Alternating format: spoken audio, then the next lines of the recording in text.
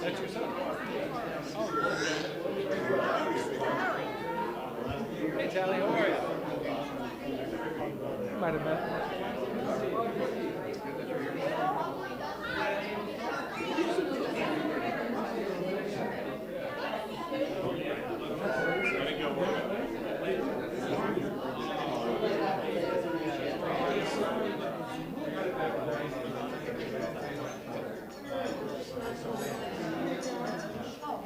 I was just looking at this side.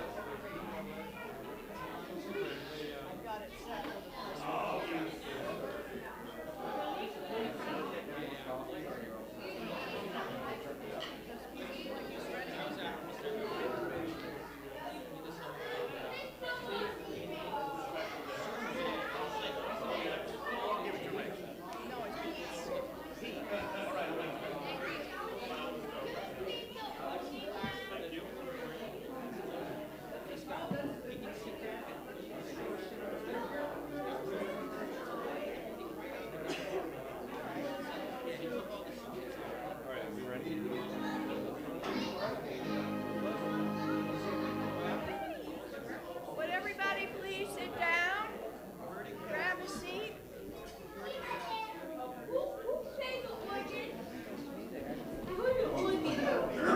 Yes, we can actually make this sound like an organ. You're absolutely right.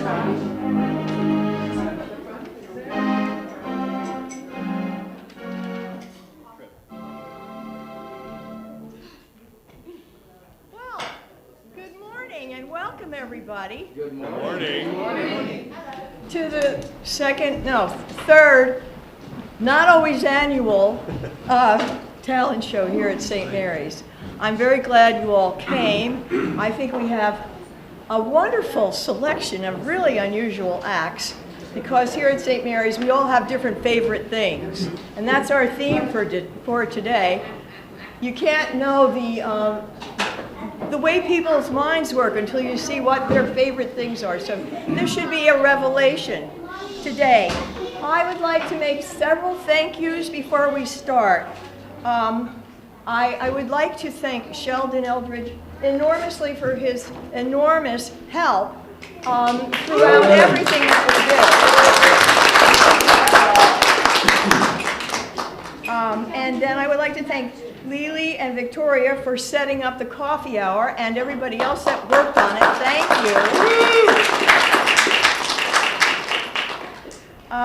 Calvin and Theo. And thank you, Theo, for coming all the way up from Florida. Our technical support. And we have a stage manager today who's breaking in. She's as they call them in the military, they call them probies, but she's new in theatrical circles to her job, and her name is Ritaj. And now, to get us underway, I'd like to introduce the man who needs no introduction, our MC, Pete. Hello. Thank you, Maureen, and thank you, everyone. We have a really busy show, full show. So let's get it started. So starting us off on a high note, we have Johanna and Tony singing everyone's favorite song from Kiss Me Kate. Yay!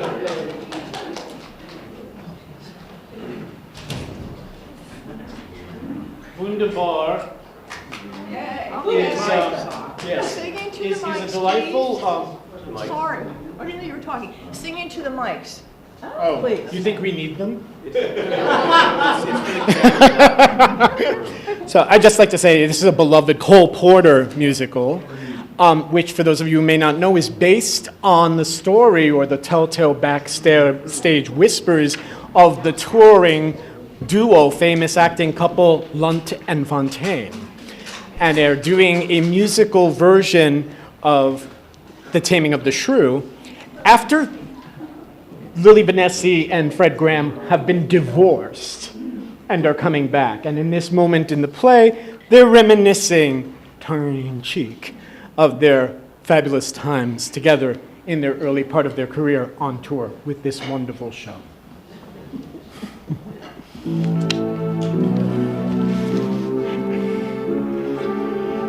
Gazing down on the Jungfrau, from a secret chalet for two, let us drink Liebchen Wein the moonlight divine, to the joy of our dream come true.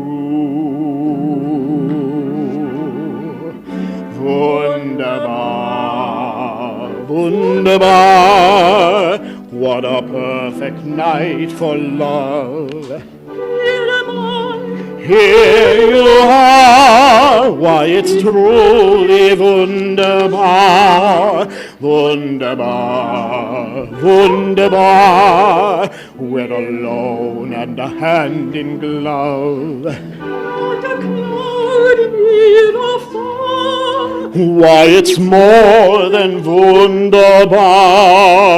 say you will, dear, For you gladly, say you long, dear, for your kiss, do you swear, dear, darling, madly. life's divine, dear, And you're mine, dear. Wunderbar, wunderbar, there's our favorite star above. What a bright, shining star, like our love, it's wunderbar, wunderbar, wunderbar. There's a perfect star above. What a bright, shining star, like our love, it's wunderbar.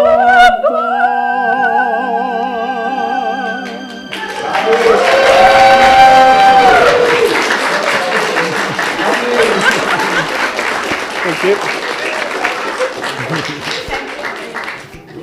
Well done. All right, we've started on a high note, and to continue that, our choir will clue us in on the weather.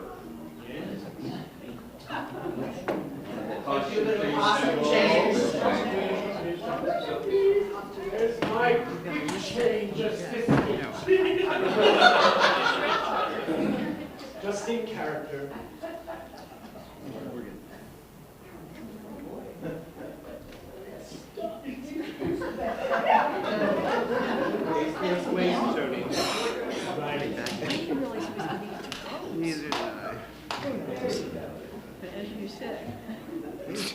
As you said, it's all true.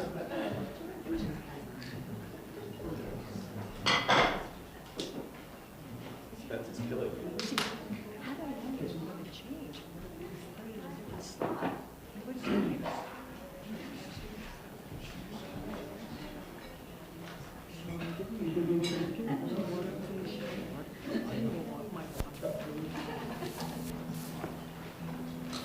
I'll give you a chord. Start yourself.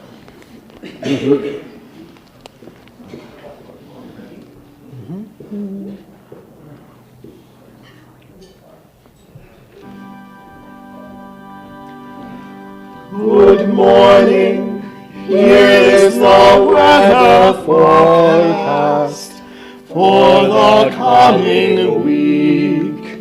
It's going to be another cold week around the New York City metropolitan area.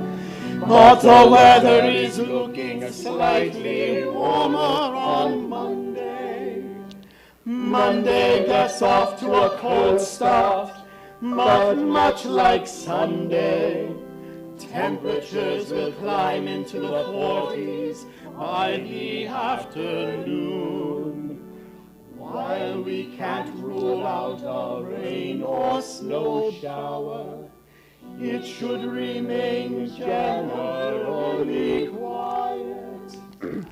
A cold front will disturb the area this evening, drawing in colder air and blustery winds.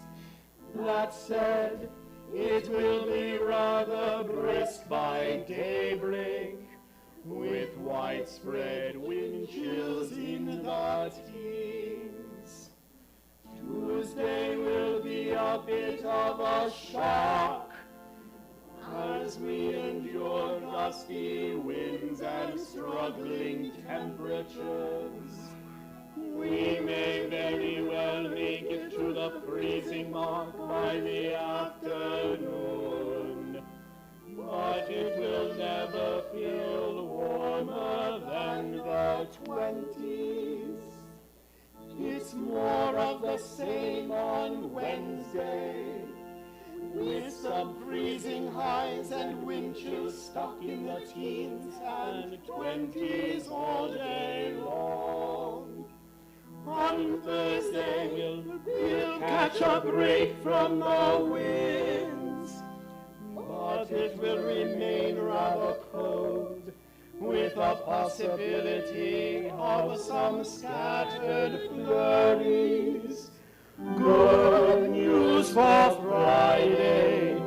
We'll see lots of sunshine and temperatures close to normal.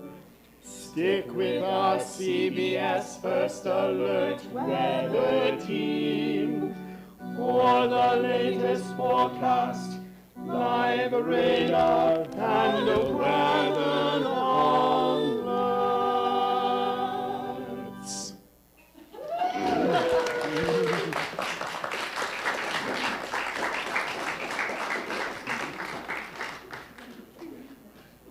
Okay, thank you so much. And now our Sunday schoolers will now serenade us with a song about friendship.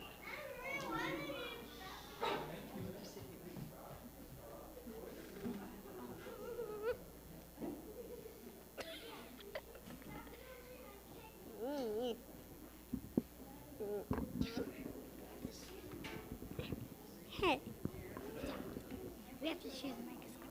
Scoosh. I'm the top. Hey, don't squeeze. Squeeze me. You can sing as loud as you can. You can sing as loud as you can. I can't sing that loud. You don't need the microphone. You can sing very loud. I can't. That's why I need the microphone.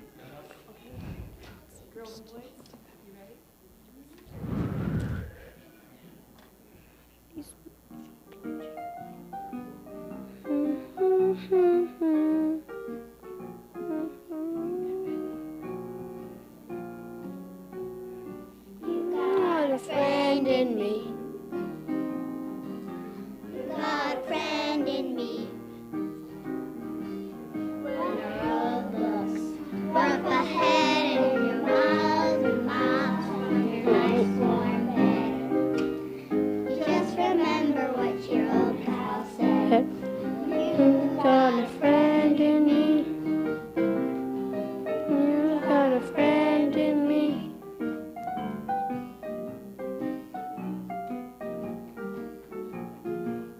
You got a friend in me. You got a friend in me. You got troubles, I anything I wouldn't do for you. And you've made it through. You've got a friend in me. Yeah, you've got a friend in me. And she looks like be a little smaller and stronger too. Ever love what I do, and you know, years go by. A friendship will never die. Destiny, friend in me, a friend in me. You got a friend in me.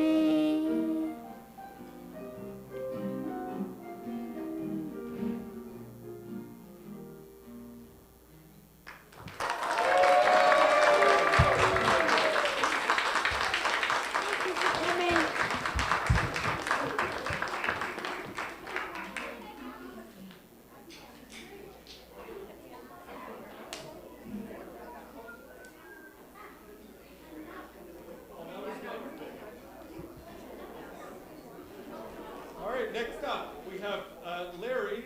Larry's poem concerns a wife who is anything but her husband's favorite. It's called My Last Duchess. This is by Robert Browning. My Last Duchess. That's my last Duchess, painted on the wall, looking as if she were alive. I call that piece a wonder now. Frau Pandolf's hands worked busily a day, and there she stands. Will it please you sit and look at her? I said Frau Pandolf by design, for never read strangers like you that pictured countenance, the depth and passion of its earnest glance. But to myself they turned, since none puts by the curtain I have drawn for you but I, and seemed as if they would ask me, if they durst, how such a glance came there. So not the first are you to turn and ask thus. Sir, 'twas not her husband's presence only called that spot of joy into the Duchess's cheek. Perhaps Frau Pandolf chanced to say, her mantle laps over my lady's wrist too much, or paint must never hope to reproduce the faint half-flush that dies along her throat. Such stuff was courtesy, she thought, and cause enough for calling up that spot of joy. She had a heart, how shall I say, too soon made glad, too easily impressed. She liked whatever she looked on, and her looks went everywhere. Sure, it was all one. My favor at her breast, the dropping of the daylight in the west, the bough of cherries some officious fool broke in the orchard for her, the white mule she rode with round the terrace, all and each would draw from her alike the approving speech, or blush at least. She thanked men, good, but thanked somehow, I know not how, as if she ranked my gift of a 900 years old name with anybody's gift. Who'd stoop to blame this sort of trifling?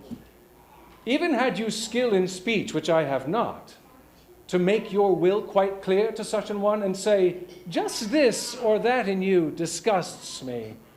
Here you miss or there exceed the mark. And if she let herself be lessened so, nor plainly set her wit to yours, forsooth, and made excuse, e'en then would be some stooping, and I choose never to stoop. Oh, sir, she smiled, no doubt, whene'er I passed her, but who passed without much the same smile?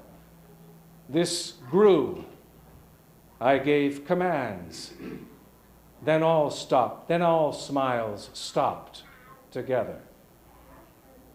There she stands, as if alive.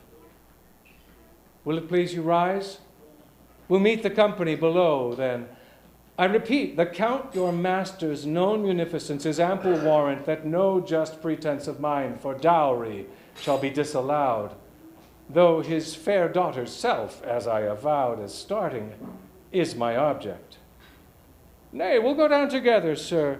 Notice Neptune, though, taming a seahorse, thought a rarity, which Klaus of Innsbruck cast in bronze for me.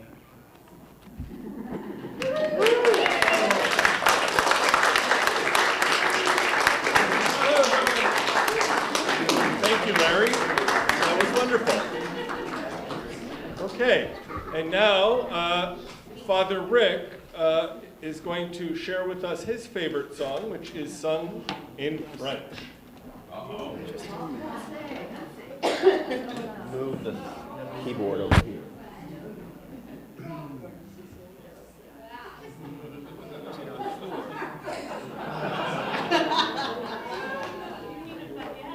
Watch out, children.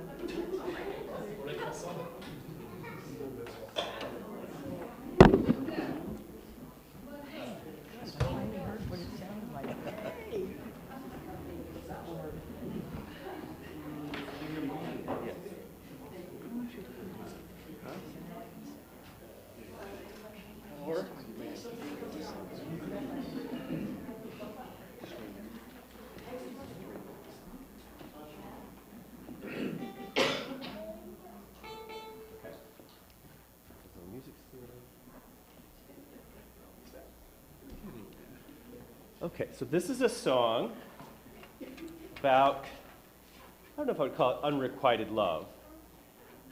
Let's say dissatisfaction with love.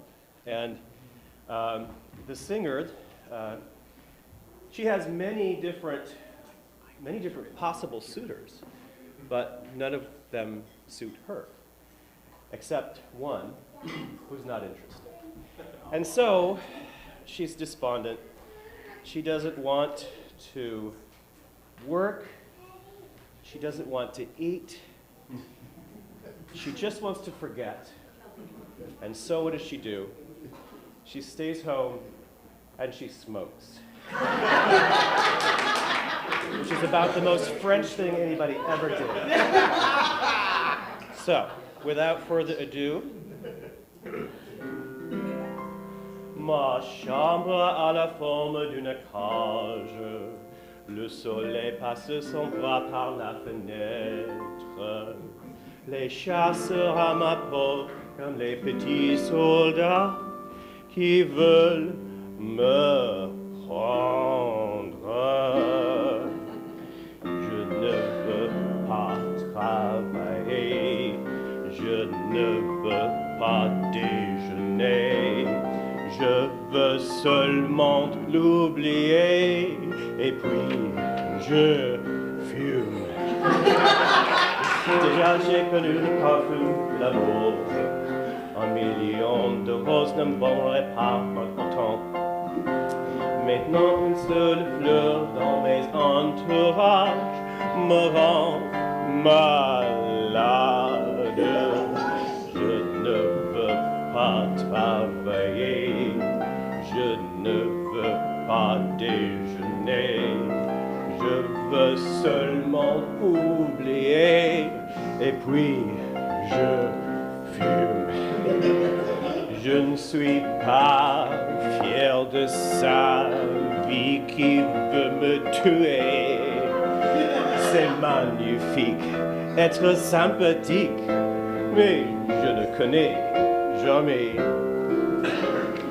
Je ne veux pas travailler, je ne veux pas déjeuner, je veux seulement oublier, et puis je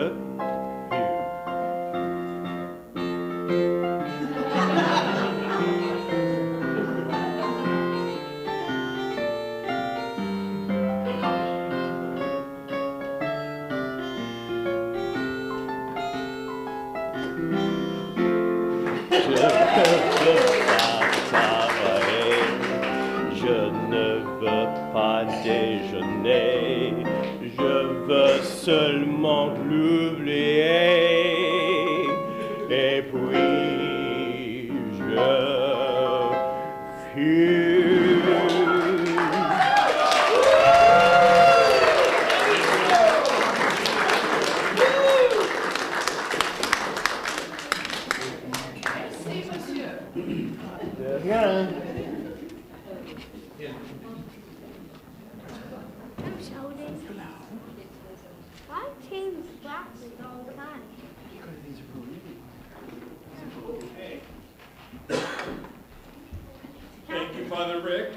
we have Larry and Scott, and they like to pretend that they're related. It's actually me and Katie.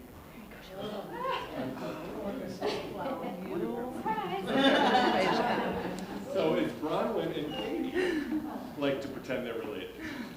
Hey, Jasmine, go sit down.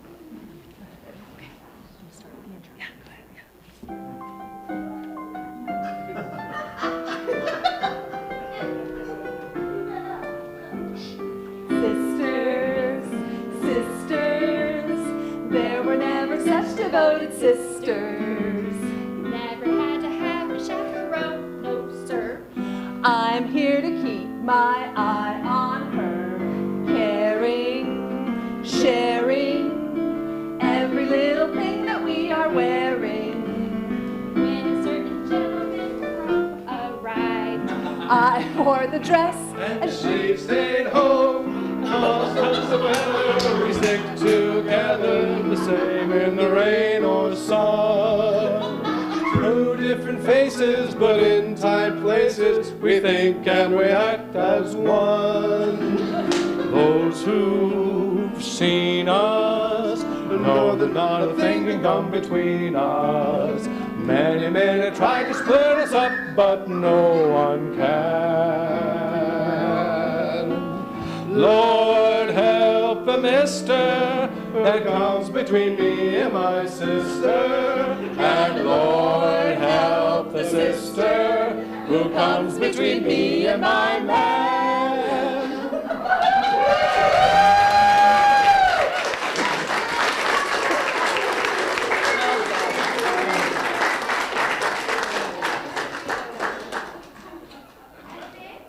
Wonderful.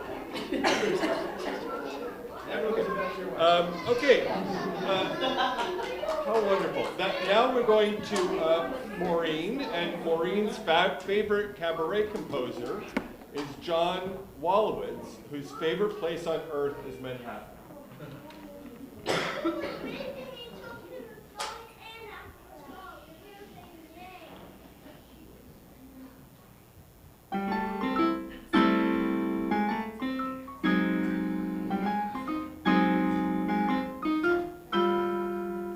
Back on the town, I'm stepping out on my own. Back on the town, I'm doing it all alone. I want those bright lights, night lights, hot lights, spotlights shining. The moon and Manhattan will provide my silver lining. Back on the town, my attitude's right in style while others frown. I'm wearing a great big smile. I'll drown my sorrow, and tomorrow I will do this town a throne. And I'll refuse to sing the blues. Maybe I'll win. How can I lose?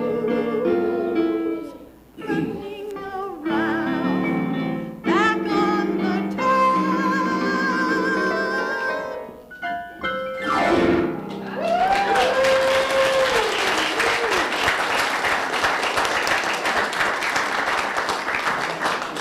Thank you, Maureen. And from the small town of Manhattan to the to Tuxedo's own Reggie Bar favorite, fresh from his sold-out appearances at Reggie Bar, Larry is going to entertain us with Right Field. Hey, good to see you again.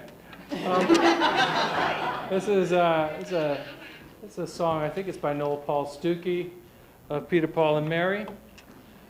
And I just about know it. Here we go.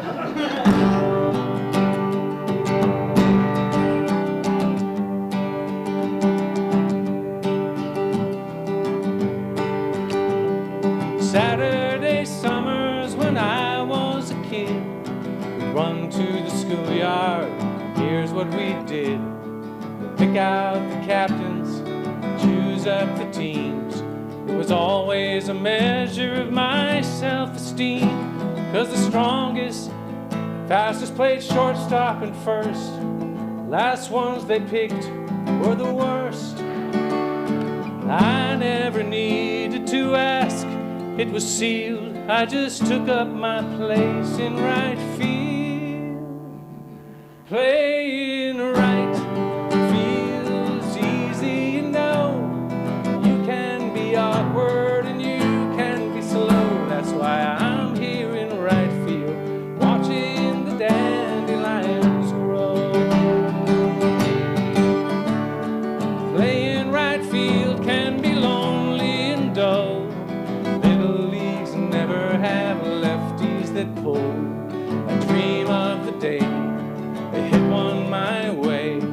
They never did, but still I would pray that I'd make a fantastic catch on the run, not lose the ball in the sun.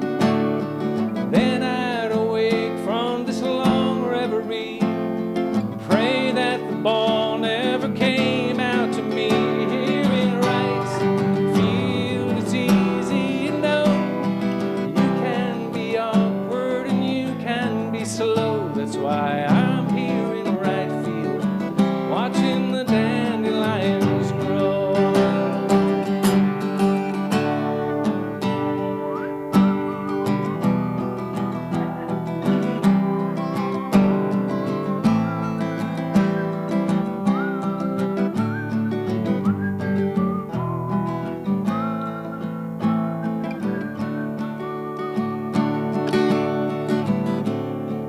Off in the distance, the game's dragging on.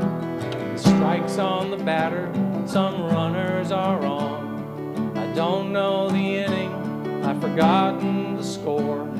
The whole team is yelling and I don't know what for. Then suddenly everyone's looking at me. My mind has been wondering, what can it be?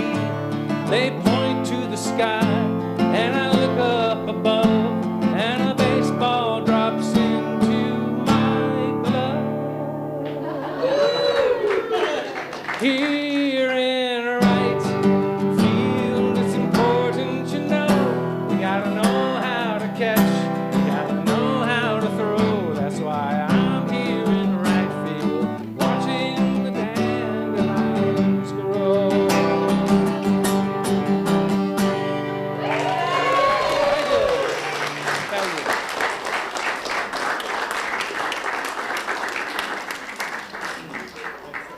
Thank you, Larry. Okay, next up we have Mary Rose and Sheldon.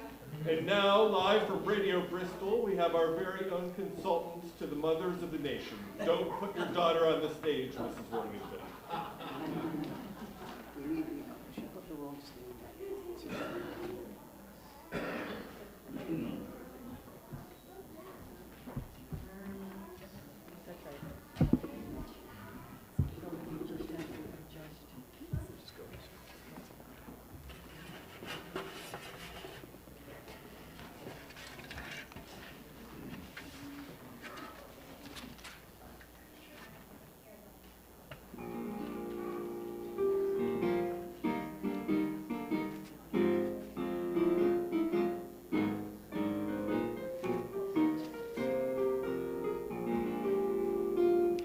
Don't put your daughter on the stage, Mrs. Worthington. Don't put your daughter on the stage. The profession is overcrowded, and the struggle's pretty tough. And admitting the fact she's burning to act, it isn't quite enough. She has nice hands to give the wretched girl her due, but don't you think her bust is too developed for her age? I repeat, Mrs. Worthington, sweet Mrs. Worthington, don't put your daughter on the stage. Regarding yours, dear Mrs. Worthington, of Wednesday, the 23rd, although your baby may be keen on a stage career, how can I make it clear that this is not a good idea for her to hope, dear Mrs. Worthington, is on the face of it absurd. Her personality is not, in reality, exciting enough, inviting enough for this particular sphere. Don't put your daughter on the stage, Mrs. Worthington. Don't put your daughter on the stage. Though they said at the School of Acting she was lovely as Peer Gynt, I'm afraid, on the whole, an ingenue role would emphasize her squint. It's a loud voice, and though it's not exactly flat, she'll need a little more than that to earn a living wage. On my knees, Mrs. Worthington, please, Mrs. Worthington, don't put your daughter on the stage.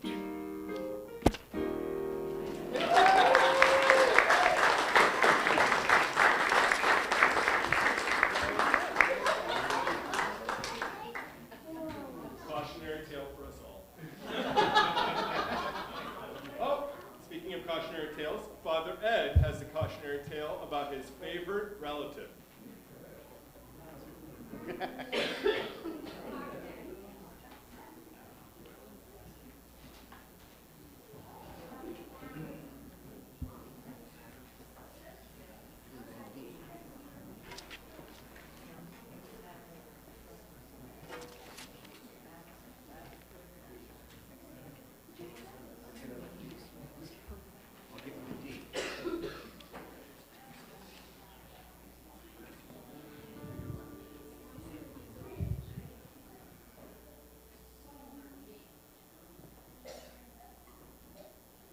This is also somewhat of a confession for me. So please bear with me. You see, lavender milk, my note? It'll do. Many, many years ago when I was 23, I was married to a widow who was pretty as could be. This widow had a grown-up daughter who had hair of red. My father fell in love with her, and soon the two were wed. This made my dad my son-in-law and really changed my life. Well, now my daughter was my mother because she was my father's wife. And to complicate the matter, even though it brought me joy, I soon became the father of a bouncing baby boy. My little baby then became a brother-in-law to Dad, and soon became my uncle, though it made me very sad. For if he were my uncle, then that also made him brother of the widow's grown-up daughter, who of course was my stepmother. Father's wife then had a son who kept them on the run, and he became my grandchild, for he was my daughter's son. My wife is now my mother's mother, and it makes me blue, because although she is my wife, she's my grandmother too. Now, if my wife is my grandmother, then I'm her grandchild, and every time I think of it, it nearly drives me wild, because now I have become the strangest case you ever saw. As husband of my grandmother, I am my own grandpa. I'm my own grandpa. I'm my own grandpa. It sounds funny, I know, but it really is so. Oh, I'm my own grandpa.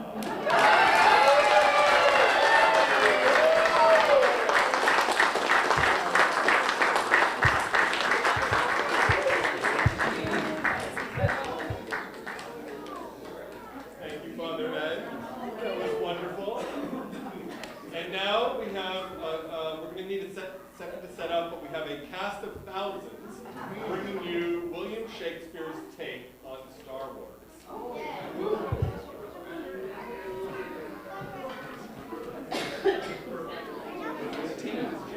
Would it louse things up terribly if we move the mics to in front of where we're performing, or should we just keep them where they are? They're fine. Just move them back a little bit. Yeah? Okay. All right.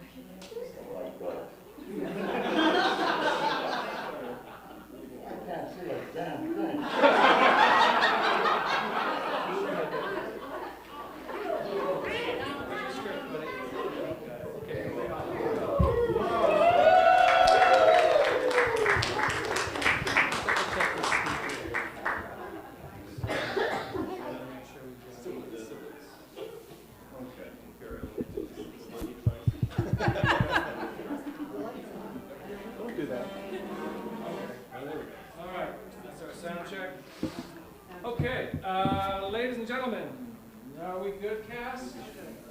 All right.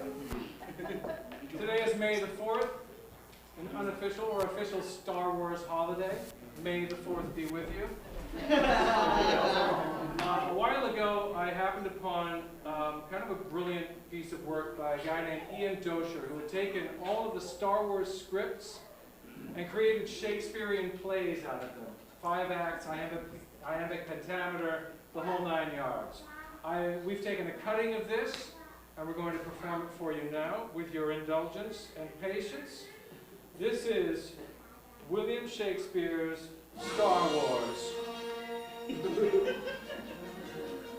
Act 4, Scene 2, inside the Death Star. Enter Luke, Han, R2-D2, C-3PO, and Obi-Wan Kenobi. Now through the doorway come our heroes brave. The Imperial officers Chewbacca fights, whilst Han with blaster doth his entry pave. They have arrived. Escape is in their sights. Ah!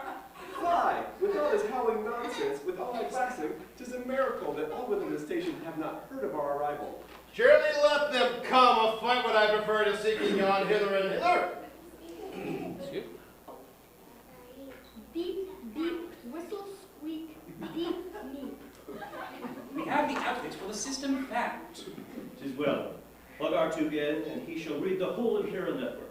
Beep, meep, squeak. The tractor beam in 7 places is connected to the main reactor, but a Pamaros at any terminal shall set the good Millennium Falcon free. That number 7 shall our freedom mean. Methinks ye two cannot assist me now. This one, ye and I, shall go alone. Aye, good. So shall I hearken unto what thou sayest, for I already on this voyage have done more than that for which I have been paid. I will go with thee, sir. Pray thee patience, Luke, for thou must stay and guard the vital droids. They must be taken safely to our friends, or other systems end like Alderaan. The Force shall be with you always, Luke. Exit Obi-Wan. Wookie, thou hast spoken well and true. Whence hast thou this old bag of bones uncovered? Yon bed and all good virtues doth excel. Aye, certainly excels when the goal is but to lead us into trouble great. Whistle, beep, meep, wee. What does all this beeping mean? Sir, I confess I do not know. We have declared that we have found her, then the droid repeats, she's here, she's here. But Mary, who? Good Princess Leia. Princess Leia? Here? What shouldst say, O princess? Where? Thou droid, say where? What princess on thy life this thing unveiled? Beep, meep, meep, beep, squeak, whistle, beep, meep, boo. Even now, the princess is on level 5, detention block of AA-23. I fear, good sir, doth give certain news the princess shall be terminated soon. Nay, so quickly met, and now with this so quickly lost, we must now swiftly act. What dost thou prattle on about, pray tell? I see thou canst not understand it well, yet what I know is this, we must give her whate'er in flagging hope and help we may. I tell thee plain, I shall not thither go. To march the detention block is unwise. Hast thou no heart? She is sentenced to die. My sentence is, 'tis better she than I. I tell you true, Lady Wealthy is... Say, Wealthy? Wealthy, aye, and with power. If thou wouldst rescue her, my great reward would be... Pray what? Well, more I'll warrant than thou mayst imagine. Ha! Thou josh with me, for my imagination has few bounds. Enough, I am engaged. Hast thou a plan? And now, Chewbacca, Han, and Luke proceed unto detention level 5, quite grave. The minions of the Death Star pay no mind, nor are they by these three at all dismayed. They do not fear the Wookiee, for behind are Han and Luke as stormtroopers arrayed. By heaven, I say, where takest thou this thing? This prisoner hath been transferred here from cell 1138. No have told me so. Thus 'tis my duty to confirm thy word. Be thou swift and resolute, good Luke!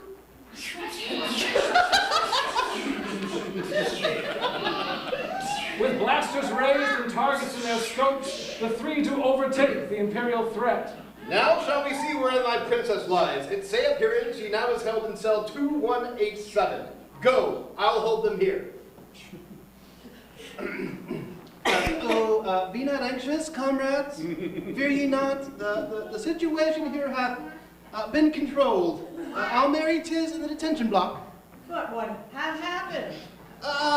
'Tis no matter, sir. A slight malfunction of the weapons here, but all is well, and we are well, and all within are well, and thou art thou well? We shall dispatch a squad to verify. No. There's a leak in the reactor here. Pray give us time to mend the matter well. But who art thou, and what's thy number code? That conversation's in my spirits born. Now, Luke, prepare for company! Luke enters Princess Leia's chamber. Thou truly art in jest. Art thou not small of stature, if thou art a stormtrooper? Luke Skywalker am I. I have thy droids. My noble errand is to rescue thee. And I, with Ben Kenobi, have come here. With Ben Kenobi, where is he? Draw near. Scene 3. Enter Darth Vader and Grand Moff Tarkin. I tell you, he's here. Obi-Wan Kenobi? Wherefore dost thou think so? A tremor in the force hath been my guide. When last I felt its movement, I was in the presence of my former master, he. 'Twas years ago. He must be dead by now. Thou shouldst not underestimate the power the force doth hold. Old Obi-Wan is here. If thou art right, he must not be allowed this station to escape. Nay, never nay. Escape is on his plan. Vader. Yeah, me. Escape is not his plan. I must confront my former master, and I must do it alone. Scene 4. Enter Han, Luke, Leia, Chewbacca, C-3PO. Our exit is blocked now. With a fool's great skill, hast thou our route to freedom quite cut off. Mayhaps, Your Highness would prefer her cell. C-3PO, canst thou by any means discover how we made the Selbach leave? All to thy presence have alerted being. The entrance only takes one in or out. All other information where thou art hath been restricted. Now we are quite trapped. 'Tis quite a rescue thou hast planned for me. Thou hast come in, but how shalt thou go out? Hath folly been thy guide? He hath the plan, not I, thou sweetheart of ingratitude. It falls to me to make our rescue good. Now follow me into the refuse heap. Go thou hence! Get in thou, furry lump! I care not what thou smellest within! I say, what charming girl thou hast found. I either shall destroy her, or perhaps in time I may begin to like the wench. Now go, and follow I, else all be damned. Exeunt, Luke and Han into the chute. Scene 5. While Luke and Leia, Han and Chewie flee, old Obi-Wan has reached the power source. He cuts the tractor beam quite cunningly, then makes his exit. Drawing on the Force. Scene 6. Enter Han Solo, Chewbacca, and Princess Leia. If we male-female given advice avoid, we should be well upon our merry way. Aye. Stand I ready to be gone from here. Now use thine ears, and if thou hast, thy brain. I know not who thou art or whence thou camest, yet from this moment thou shalt heed my words. Your worship. Pray thee let me be direct. I have one lord and one master, 'tis myself, and only from the one take I commands. A wonder great that thou art still alive. Now prithee, shall this walking carpet be removed from my path? A saucy wit, a wicked tongue, that will be tamed, I vow. No other payment is reward enough. They come upon the hangar where the Millennium Falcon is held. There 'tis. Hast thou come here in that ungainly heat? Thou art, perhaps, then braver than I thought. 'Tis well and good, though I need not thy praise. Now let us hence and to the ship repair. The foursome toward the ship with swift foot race, but soon they meet with opposition dire. Fly hence, my friends, and meet us at the ship. Meanwhile, the princess and young Luke do flee from troopers coming after them with speed. While Luke and Leia now in safety wait, a mighty final duel taketh shape. Enter Darth Vader and Obi-Wan Kenobi. Take my sword. I have to light it. No, not yet. Just see this. For certain I have waited, Obi-Wan, and now at last we meet together here. Our destinies once and for all fulfilled. The circle of our lives is now complete. The student was I when I left thee last, but now I am master over thee. Thou art a master, Darth, I know 'tis true, but only evil hast thou mastered yet. They duel. Whatever.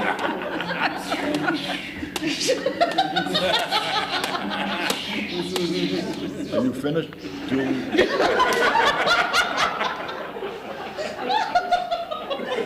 In my power I will have weak, in time thy powers have become weak, old man. And yet thou canst not win, I'll warrant, Darth. For if thou strike me down in now, in here, I shall more great and powerful become than e'er thou hast imagined possible.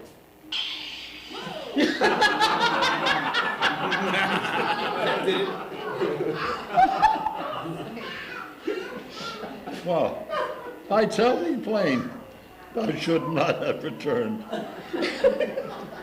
Now, whilst the two in conflict strike their blows, the others come, that they the ship may find. Fly, fly, good friends, unto the ship make haste! As everyone unto the ship draws nigh, young Luke sees Obi-Wan trade slice You guys for enjoying slice. yourselves? And then Kenobi, catching young Luke's eye, prepares to make a gracious sacrifice.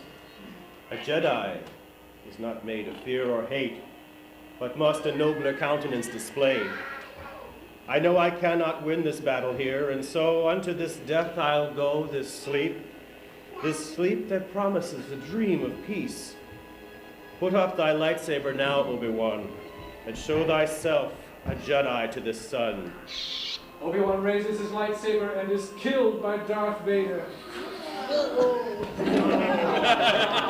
cry of nay escapes Luke's trembling lip. Nay! And stormtroopers turn round to see them there.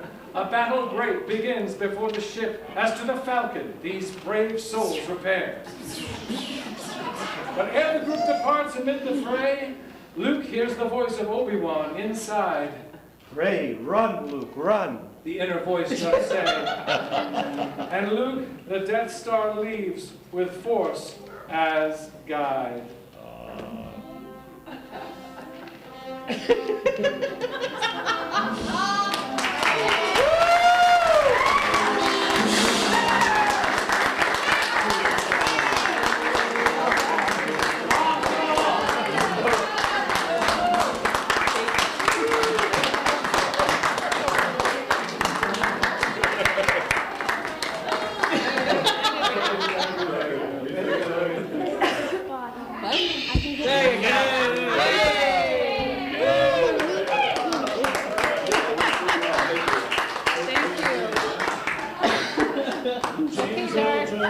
Thank you very much. Ladies and gentlemen, we have one more Star Wars related tribute. William Clark, yeah, it's very hard to stop. William Clark Jr. will sum it all up for us.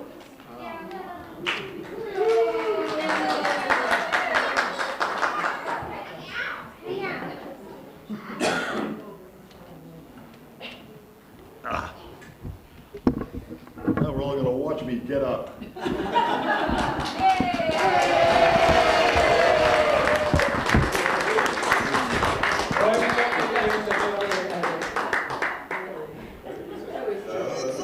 Peace throughout the galaxy.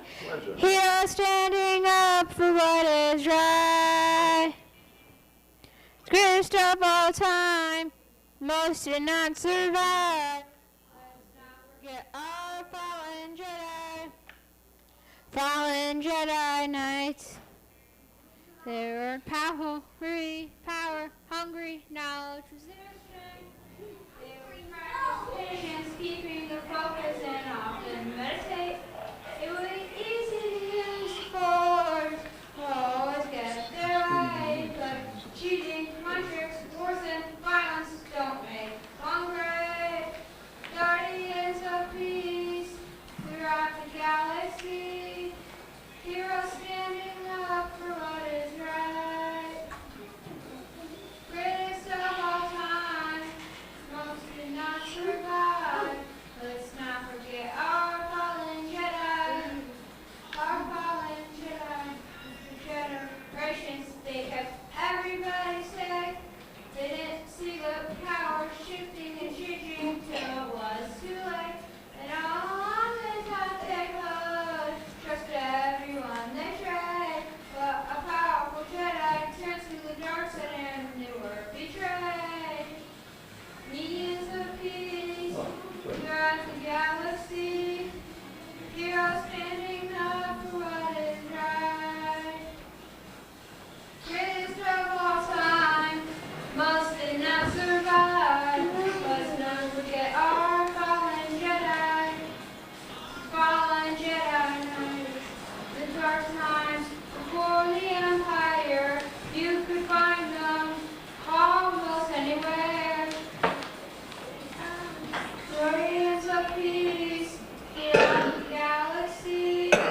Heroes standing up for what is right. Greatest of all time, most did not survive. Not forget our fallen Jedi. Fallen Jedi Knights.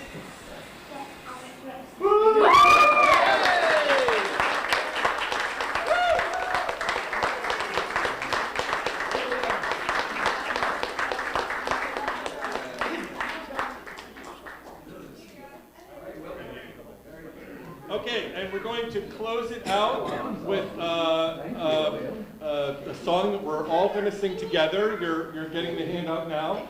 It's printed twice, so we're just going to do the first half. Keep passing it around, bud. Keep going.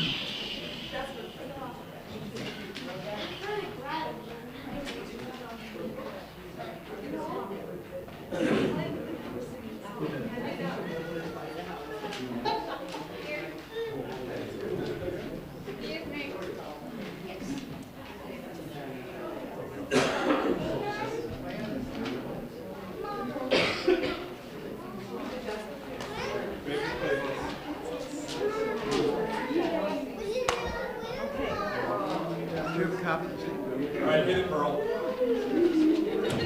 Right?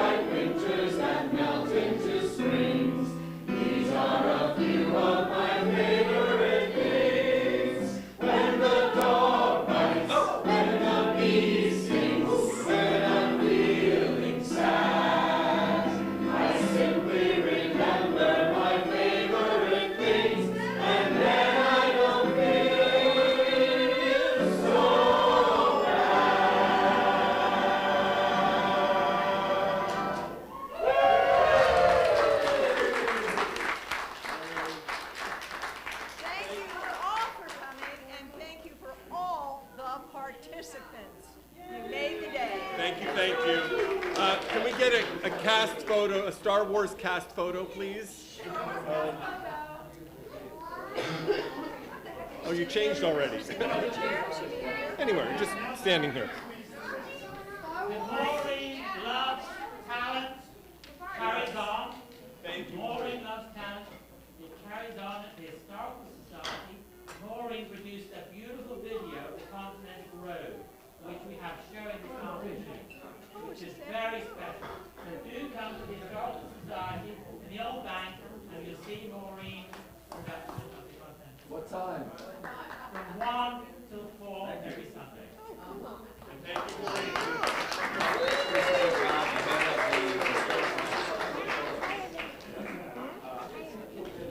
I haven't seen it yet. I mean, I saw it years ago when I made it.